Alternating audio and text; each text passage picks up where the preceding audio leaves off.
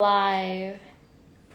Good afternoon, US. It's 2 p.m. there, and it's good evening, 7 p.m. London time. I'm here with the one and only Dr. Raj, one of the best in the world. I don't know where to start, where to begin, where to end. Just all I can say is it's just like a dream to be here. Well, Nurse Yalda, welcome from Washington, D.C. We've had a great couple of days here in Chelsea, London. Just doing some mentorship, going through a couple of days of clinic. We've been very busy. We've had a lot of very interesting patients, a couple of royalty celebrities, and obviously just some normal people as well. So a vast array of different types of patients, different demographics, and something that we both valued. Now, we have a fabulous 30 minutes with you this evening, so let's try and make the most of this whilst we've got the opportunity.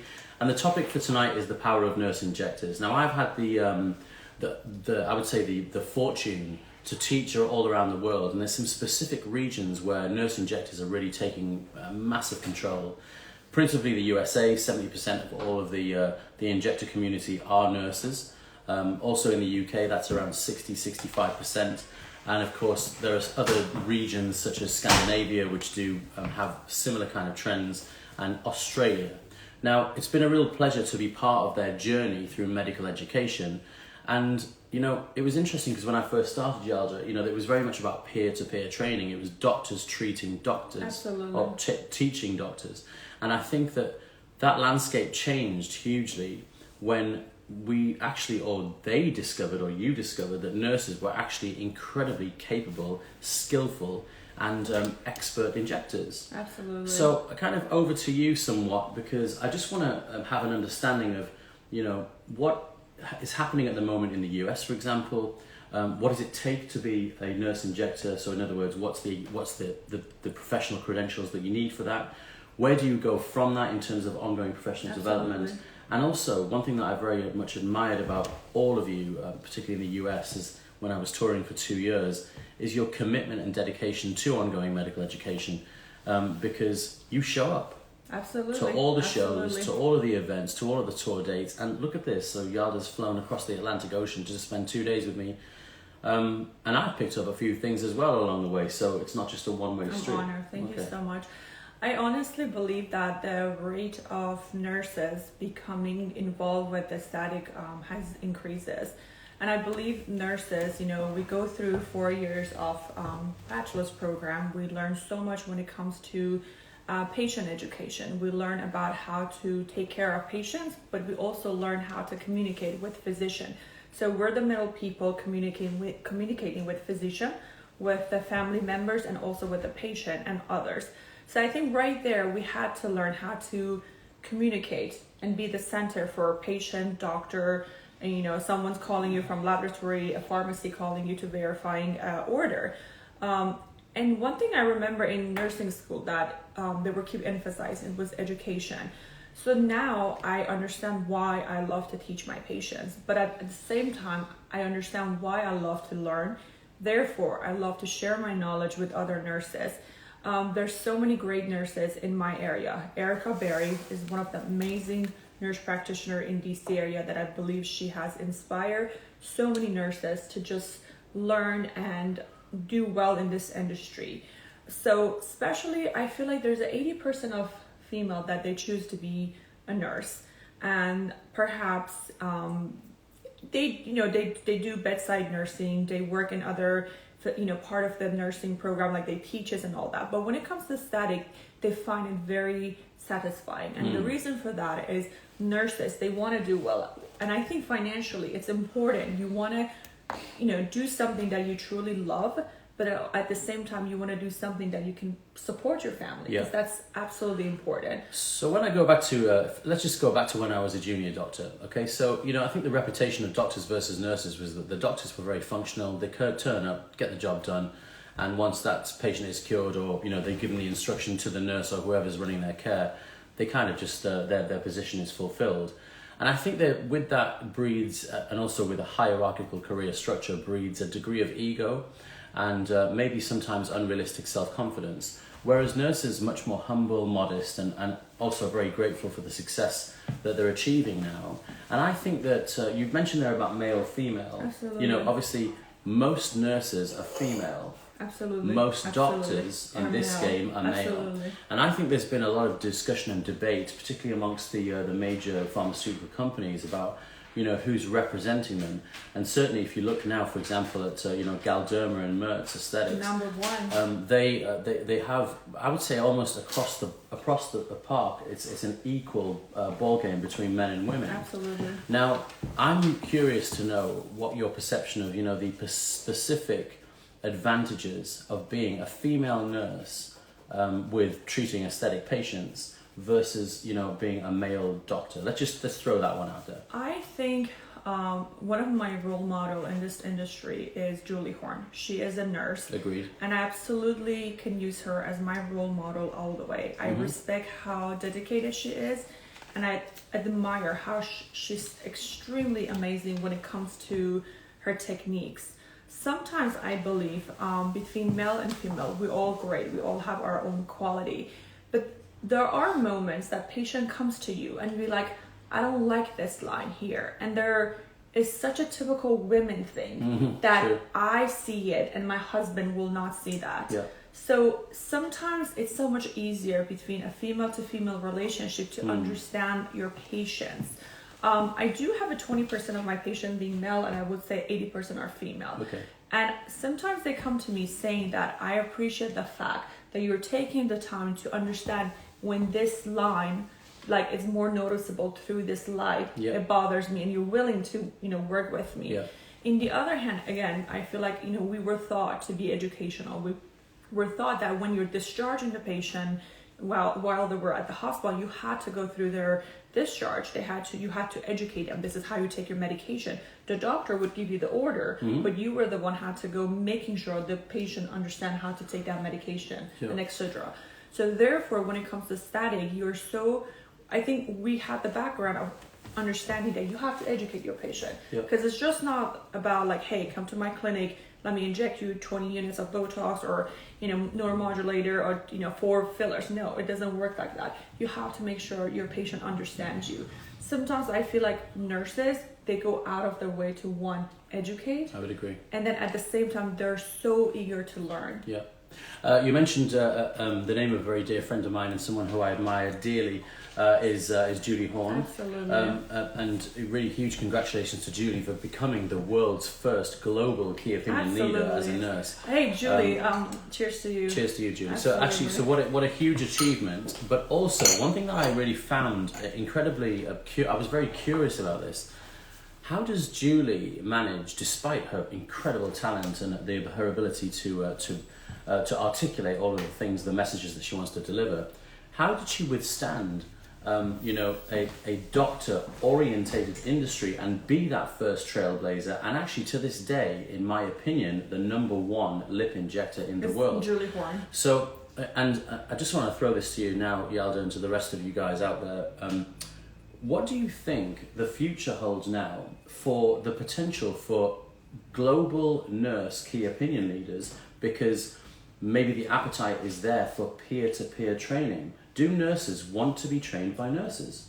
Absolutely. Okay, so absolutely. I really believe that nurses just want to get more involved, and I think we can see the numbers are increasing. Absolutely. Again, I feel like when it comes to training, we're willing to learn. I mean, whatever it takes, we're gonna do it. Yeah. And with all due respect, I admire Dr. Raj. I've been using his online program for 1.5 years. So why? Because I'm like, okay, I am a nurse. I'm not a physician. Therefore, I have to make sure I'm on top of my game. I have to make sure I choose the best role model. Therefore, I can perform and I can provide the best service to my patients. Because at the end, it's not about me. It's about providing the best, safe results for my patient. I do think that you should be watching those videos whilst driving the car, though, because you will have a crash one day. So you need to take care. Absolutely. There's a commitment.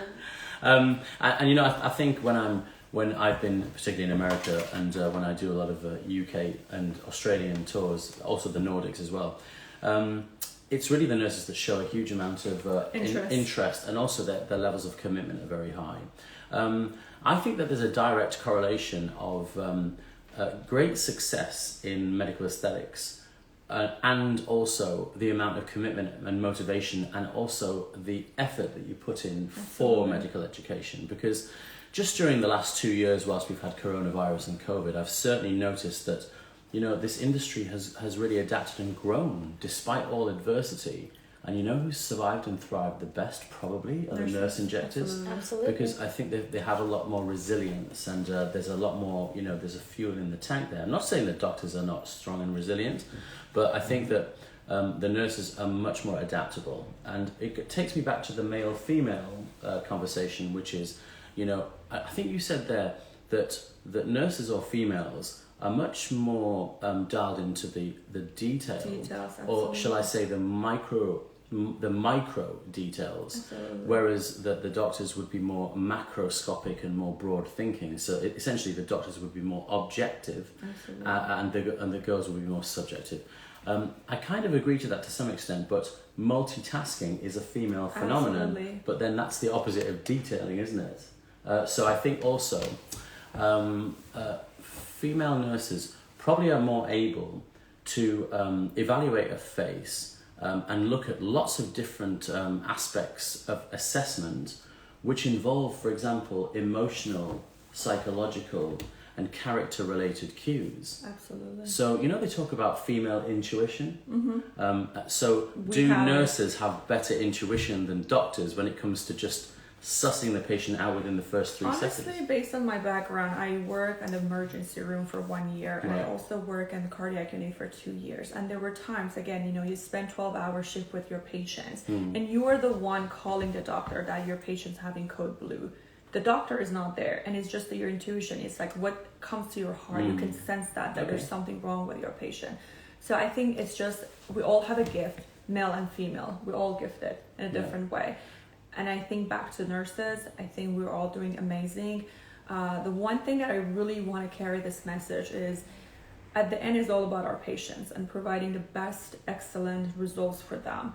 Therefore, it's so important to, you know, just like support each other, be there for each other. If I have a complication, I shouldn't be ashamed to perhaps call my, you know, friend or my, you know, colleague, Dr. Raj, and ask him question. I shouldn't be ashamed that, oh my God, he's going to judge me because, you know, here comes the stupid nurse, made a mistake. So instead, we're like, what can I do for you? How can I help your patients? Because back goes to our patients. So supporting each other, sharing information. And the other thing is, keep in mind, you know, one day we all want to retire. One day you want to be, you know, perhaps traveling the world. You're not going to be injecting for the rest of your life. So you want to keep in mind that we are going to have a new generation entering this industry. For sure. And you want to make sure, perhaps when you're 85 and you want to be injected with some, you know, filler, you want to make sure you know, absolutely, whoever is going to inject you looking great. So we have already we have the if you like the original industry but living legend, Julie Horn, of course, has set the pace for all of the nurses worldwide. In America, I know several examples. You know, if you look at for example, on the West Coast, you've got people like, you know, Annette, Anusha, you have Nicola, who's a PA. You've got Amy in Philadelphia, and there's many more. You know, and they really are killing it right now. They're absolutely, and they're doing it with all of the companies, because I think the pharmaceutical companies are aware that regarding product support, the nurses, teaching the nurses, is what gives them a very high return on investment. And I'm actually very pleased to give you an exclusive that we haven't published this yet, but next year when we tour America, there's going to be 4 of us on this tour, and we're focusing on 3 states, which is going to be California, Florida, and also for New York State. And it's going to be myself, Julie Horn, Sheena Bay, and also Sabrina Fabi. So Julie will be an integral part of our equivalent hierarchical faculty. And that's the way that it should be, because, you know, for too often I think that there's been too much of a vertical structure. What I mean by that is there's one leader, and then below that you get the secondary, tertiary, and the layer below. Whereas if everyone is on the same level, because we perform at the same ability, but we share a lot of different attributes in terms of our ability to educate people, I think that really is the key.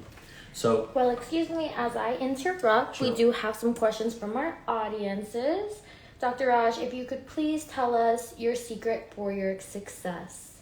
The secret for the success, wow. Well, I don't know if I'm actually as successful as such. I mean, I think I've made it to a very high level in global medical education, and I think really the key behind that was it was more a case of having some very quite rigid and very straight and honest, transparent core values, and those are about being consistent in my commitment to the cause, which means to deliver education at the highest possible level. The other thing, of course, is to have surround yourself with people who are people that you admire and respect, and who are really great role models for you. So for me, it was most definitely Arthur Swift through the majority of my career. Absolutely, cheers to him. Absolutely, yeah. I mean, He's a bit of a legend. Absolutely, little So, amen. and look, I consider myself very lucky that I was given that position.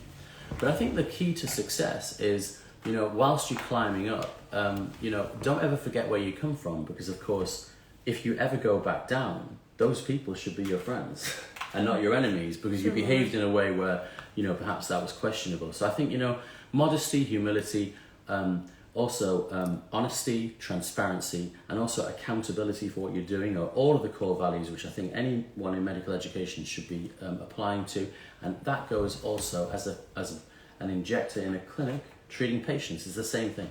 It's incredible that I spent a full day today and yesterday with Dr. Raj, and I think one of the things I truly learned from him was his honesty. Like, I truly admire that, and that's so important when it comes to medicine and treating your patient with honesty, because again, it goes back, it's all about their outcome. It's all about, the best thing that we can do for them. It's not about our money, it's not about our pockets. So it was just impressive how you truly care about your patient. And again, thank you so much for being such a great role model for so many of us out there. Absolutely. And but just on that subject regarding shadowing and mentorship, I think also the door has always got to be wide open. So if anyone else wants to come and shadow and be mentored, I'm here. I'm here on the end of a phone, and I'm here in clinic every day.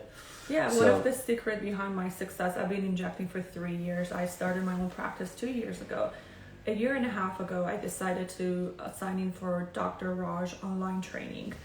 And it's been one of the best investments. The techniques that I have learned from him is incredible. And, you guys can go read my reviews and see what my patients' feedbacks are. Based on my patients' feedback, this is how I feel like perhaps I'm doing a good job for someone who's been injecting for 3 years. But in all honesty, when you invest on your education, it's worth every penny. His online training's been so incredible, and I am so thankful for that. Thank you very much. Oh no, thank you so much. And that was really forced out of the fact that I couldn't travel around the world anymore. So I thought, well, what am I going to do? I'll go to the TV studio, record a whole bunch of stuff, and then put it online so that people can access that. Dr. Raj, yeah, sure. They want to know, how long have you been in this industry, and what are your special techniques? Too long. I feel like I'm a granddad now. So I've been doing this more than 20 years, and I've been doing international for way more than 10.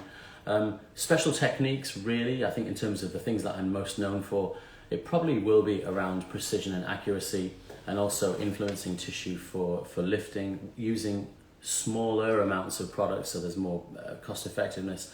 But if it was a subspeciality, I think it would definitely be the eyes and the periorbital region, because back in, I think it was 2009, I was a co-author in one of the biggest papers that we did for the tear trough and the periorbital region, and that was very enlightening for me as well, and that was something that I really developed a lot of passion in. Perfect. Nurse Yalda, what would you advise your patients to do to maintain the results over time? I think you just have to stick with your treatment plan. I always use this as an example. It's just like exercising. It's like your push-ups. You can do your push-up for a couple of months and looking amazing, but then the minute you stop that, everything goes back the way it used to be. So we're not stopping the aging process. We're aging every day, So my piece of advice would be just maintenance. You have to stick with your treatment plan. Yeah, I totally agree. And I think, that's a very important message to all of you regarding the instructions that you give your patients. I certainly would not allow a patient to leave your office without a follow-up appointment. And here in Chelsea, for example, in London, and also in Cheshire, a Botox patient sees me 3 times a year, and a filler patient will see me twice a year. that also gives me an opportunity to reinforce a very tight and a very meaningful long-term relationship with the patient, in addition to which meeting all of my fabulous team, most of which have got something else to offer, whether that be device-related interventions, or it could be things like peels or skincare, you name it. They all have value. So I think repeated contact with the patient, whether they need something or not, is very essential. Awesome. Other questions? Could you please tell us, Dr. Raj, Yes. do you prefer using needles or cannulas? Ooh, it's Please do tell. controversial, darling. As well as you, Nurse Yalda. I think most of you that have seen me in the live shows and also doing the digital, I've normally got a needle in my hand, and the reason for that is because I've become a bone injector and not a skin injector. And that was many, many years ago, since I discovered that this facial skeleton is shrinking, so I need to project the skull in specific points like the temple, the cheekbone, the maxilla, the angle of the mandible, the pre-gel sulcus, the chin, and also the piriform. So the needle is there in my hand as a foundation treatment, because I can't really get a cannula to the bone unless I really want to hurt the patient, in which case they're going to hate me and they won't come back. But then, of course, cannula has specific indications for areas where you want to have very elegant and thin paper-like volumetry, which is horizontal. Absolutely. Examples of which are Tear the trough. tear trough, the zygoma, and also you might want to break some of the fibers through into the chin, through the mandibular retaining ligament. So I'm not against the cannulas. No, I do agree with him. I mean, I started in my career, I had used, needles. And I think it really depends, one, on the area, and second, also depends on your patient when it comes to needle, when it comes to cannula, or even your products. It's not a cookie cutter. You just have to really assess your patient and see what they need and which product will be appropriate for them, and therefore whether you're treating their tear trough or their cheeks. I mean, if we're treating their cheeks, why, to bother? Why not needle? When we're going to the bone, that's the safest place that perhaps you could be injecting. So I really think, again, it depends on the area and the patient. I'm not going to make an anti-cannula comment, but I kind of am. Yesterday we had the pleasure of meeting that beautiful 27-year-old girl who frankly looked like she could be a supermodel. And she'd been injected with cannula, actually by a veterinary surgeon. Would you believe it, Yalda? I mean, I nearly fell over when she told me that she was injected. There's no rule rules. and regulation. So she was injected by a vet with a cannula in the subcutaneous level, and her face has just become one puffy pillow. So rather than deflate her and then reflate her, what we did was we injected on the bone and structurized her, and you know what? She walked out looking like a 10, and I was quite impressed by the power of structure. And that's why the needle for me is my number one friend. But I have a second best friend, that's the cannula. That's a cannula, absolutely. And guys, just to share my experience, back to a lot of nurses that they reach out to me, where do you start? In order to inject in US, you have to have your Bachelor of Science. After you have your license that you are allowed to inject, you are supposed to definitely take some classes. You have to take classes. You have to get your certification. But that's just the beginning. That's just the beginning of the journey. I started 3 years ago, and I can tell you, in the past, since this year, this is my 6th training that I've been flying and traveling, because it just doesn't end. And the more you learn, the more you understand that, oh my God, I just need to keep going. So my recommendation will be take a couple classes, get your certification, start from the basic. Perhaps that would be the neuromodulator. And then little by little, you can learn, some areas like fillers, but perhaps you have to have a mentor. You have, just like any other sport, you want to be a great basketball player, you have to have a coach, you have to have a mentor. Again, I invested some time and financially, in my education. Dr. Raj is absolutely, I consider him one of my mentor. And this is why I'm here, because I learned so much from his online training program. However, I still had to come. I was so curious to understand why someone became Dr. Raj. And that's how curious I am. If he did it, I have to do it too. And I think also, guys, by the way, so I'm your mentor, but I'm your friend as well. So we have just had a discussion about this. So Yalda's just saying, when she leaves for Washington tomorrow, so what happens after that? is that the end of it? No, because we're friends. I'm So more than we stay friends, and you build and grow friendships with people that you really admire and respect. And I think that's also how you're able to continually grow, because unfortunately, within this industry, most people are working in isolation. They work in a little room by themselves. They don't get watched by anybody, their mistakes and all of the glory as well that they achieve every day. Therefore, there's no feedback, and actually, therefore, there is no capacity for growth. If you're doing something wrong and you get bad habits that develop over time, no one is actually reining you in and checking you to make sure that you don't do that again, because you don't have that support. Yeah, totally. But you have to have the balls to reach out to that one person or two or three people that you really admire and respect, and therefore you will achieve absolutely brilliant things, because you will always grow at a nice and steady pace, and you'll cut out the bad habits and you will continue with all of the good ones, which is where we want to be.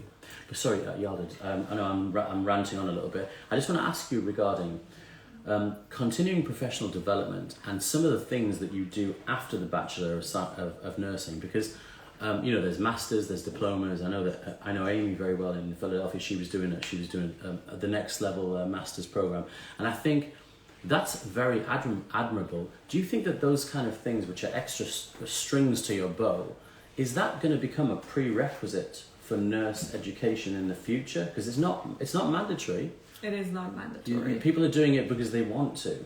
What do you think about that? Absolutely, it's not mandatory. The only requirement is for you to have your license. After that, you're on your own. So it really depends how bad you want to grow. As a matter of fact, I just recently took a cadaver class, and I just understood that, oh my God, how much more I have to learn. Yeah. And another opportunity came that Amy is providing a cadaver class in November in Philadelphia, and I was like, go ahead, let me sign in for her class. So it's all about how bad you want to learn and how bad you want to grow. I mean, as I said, there's so many nurses that they travel the world just to learn. Yeah, I see them at every major global show, and they show up every time. They're the ones who are holding the whole thing together. So I could not be happier to be a witness to that, and also to be a great supporter. Awesome. One last question, Nurse Yalda. The audience wants to know, how far along are you going to go ahead and earn your nurse practitioner's? I have 2 classes left. I'm currently taking some classes. Thank you so much. And hopefully when we're done with that, we'll see what will be the next level. But before we end this live, first, thank you so much, guys, for joining us. This was such a great opportunity. But we want to, oh my goodness, we have to bring a real person who was the reason for this. Actually, Dr. Raj assistant. She's a lovely lady. Her name is Chloe. Where is she? And actually, she Come over here. Come on. She's not here. Get over here.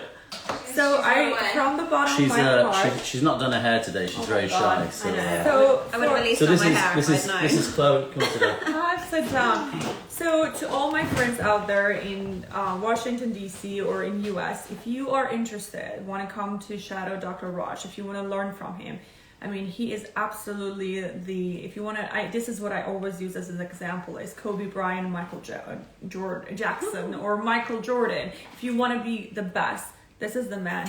He is going to provide you with so much information as a nurse practitioner, as an NP, PA.